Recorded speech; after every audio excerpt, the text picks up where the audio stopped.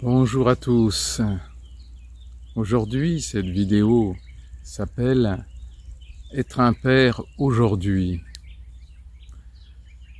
Alors j'ai l'impression que faire cette vidéo, c'est une tâche incroyable d'arriver à exprimer ce que devrait être ou ce pourrait être le chemin pour être un vrai père aujourd'hui. Car je sens bien sûr qu'il y a plein d'énergie en mutation en ce moment.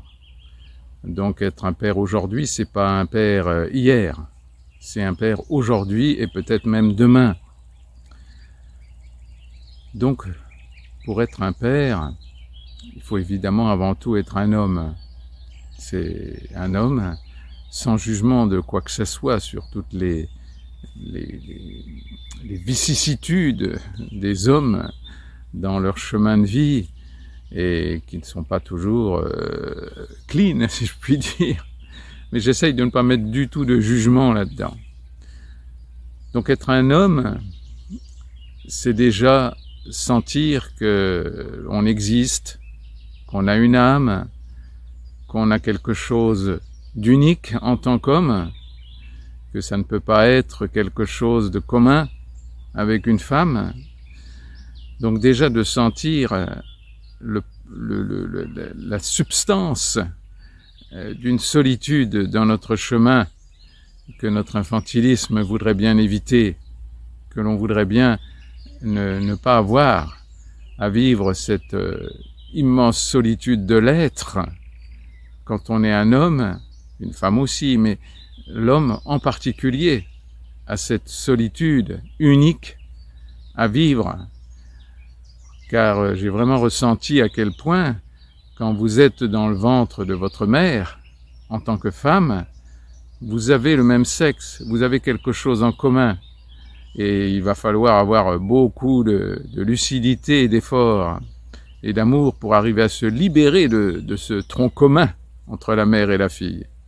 Mais nous, en tant qu'hommes, on est différents. On est déjà différents dans le ventre de notre mère.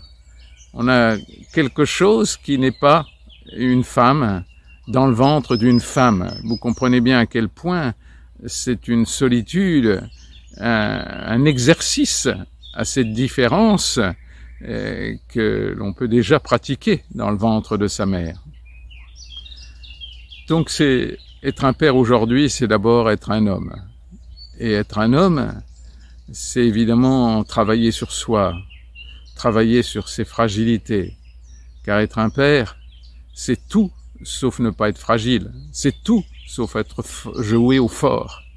C'est au contraire une force qui vient de cette fragilité.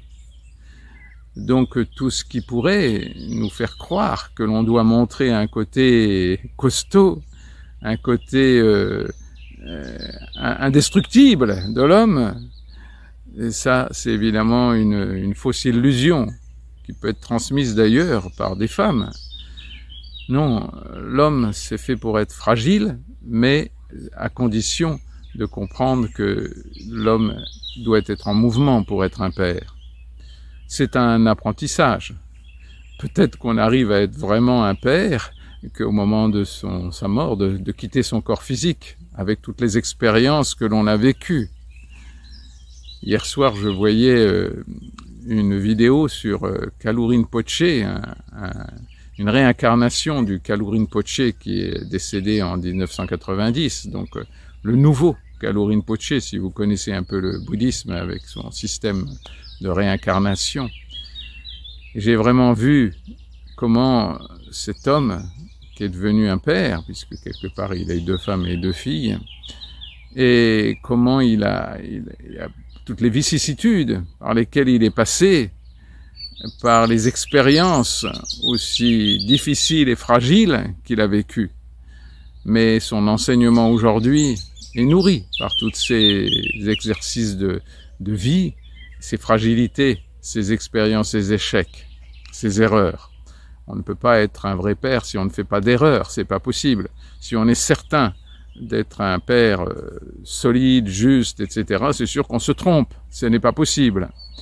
Donc être un père aujourd'hui, c'est vraiment une expérience de vie inoubliable, jouissive, à condition de comprendre que c'est une école pour être un père. Ce n'est pas être quelque chose qui a été fabriqué par notre famille, par notre femme, notre culture. Non, c'est bien plus que cela. Je pense qu'aujourd'hui, nous arrivons à une ère où il va y avoir une explosion des religions. Car avant tout, être un père, sa première mission, c'était un guide spirituel.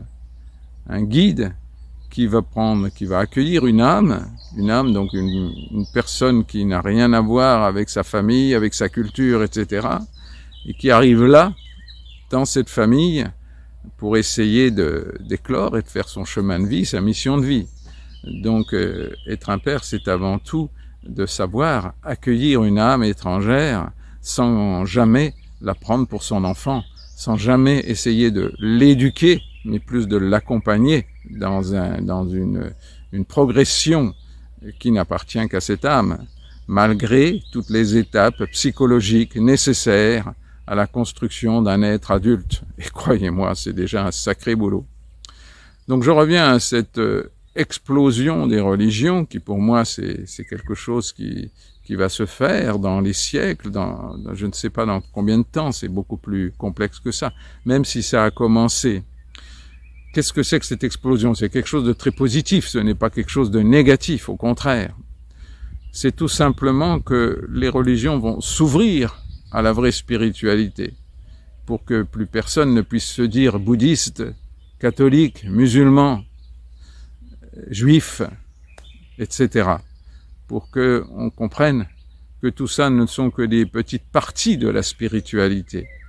Donc cette explosion des religions, c'est vraiment pour que on comprenne que un guide spirituel, c'est chaque père qui va pouvoir devenir un guide, un maître spirituel, si vous voulez employer le mot dans le sens de transmettre et non pas dans le sens d'imposer, de diriger. Donc cette explosion des religions va amener une responsabilité incroyable aux pères. Incroyable. Alors sont-ils prêts actuellement? Sûrement pas beaucoup, ça c'est sûr, mais c'est pas grave. On est là pour progresser, l'humanité est là pour progresser. Donc elle n'est pas là pour être arrivée à quelque chose. On n'arrive pas, on grandit, on essaye de vivre avec son temps, avec ce que les énergies subtiles nous demandent d'accomplir. Et c'est évidemment pas confortable, mais c'est jouissif, c'est-à-dire jouissif dans le sens qu'on ne cherche plus à représenter quelque chose, qu'on n'hésite plus à être un modèle ou quoi que ce soit. On cherche simplement à sentir ce qui nous guide de l'intérieur pour arriver à être avec son temps. Donc pour un homme, être un père avec son temps, donc un père pas forcément qu'avec ses enfants, hein. Ça peut être un père avec ses élèves si on est instituteur, ça peut être un patron par rapport à ses employés, etc. Enfin, il y a toute une possibilité de pratiquer cette école du père dans la tendresse, bien sûr, dans l'amour. Sans amour, on peut pas être un père. L'amour, c'est quelque chose qui accepte toute fragilité, puisque quelque part, si on s'aime vraiment, on s'accepte dans toute sa fragilité. Donc, évidemment, on va accepter l'autre dans sa fragilité. Donc, être un père, c'est d'être un apprenti, toujours. Un apprenti père. Et c'est bien sûr quelque chose qui nous est pas amené de l'extérieur tout cuit. C'est bien quelque chose que l'on va travailler à l'intérieur de soi pour se libérer de cette personnalité que l'on croyait. Je suis toujours sidéré de voir à quel point les gens s'imaginent être leur personnalité. Alors que la personnalité, c'est une maladie de l'âme, c'est tout, pas plus. Donc je dis pas qu'il faut pas faire avec, mais il faut voir les handicaps que cela nous amène à vivre, et puis de faire au mieux que l'on peut. Toujours dans cet objectif pour un homme d'être un vrai père. Et donc ce père, il va amener bien sûr à l'exigence aussi, mais une exigence de tendresse et une exigence par rapport à l'âme, aux âmes qui sont qu'il a besoin de s'occuper, et non pas par rapport à lui-même, par rapport à ses désirs, par rapport à ses fantasmes. Donc vous comprenez bien à quel point ce n'est pas facile du tout. Je ne sais pas si j'arrive à passer ce message de ce que c'est qu'être un père, un nouveau père, un père actuel, et même un père futur, j'allais dire. Mais voilà, j'ai cette impression profonde de ce qui est l'objectif d'être un père aujourd'hui. J'espère arriver à le transmettre plus par mon énergie que par mes paroles.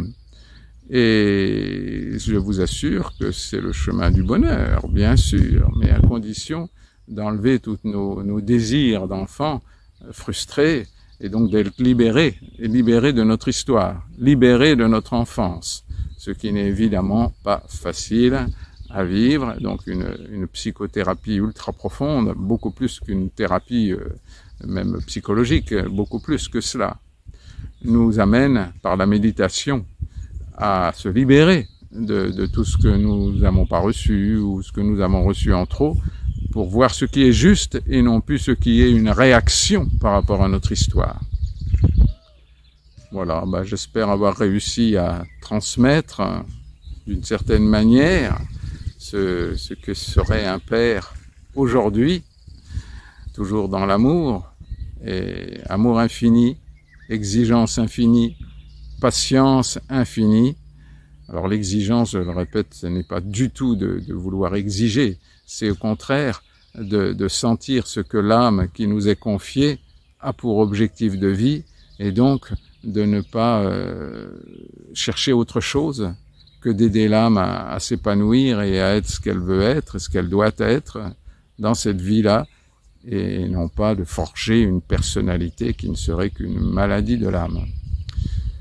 Bon, j'ai essayé, hein, et je vous aime tous, et plein de tendresse, et toujours du soleil dans votre cœur. Au revoir.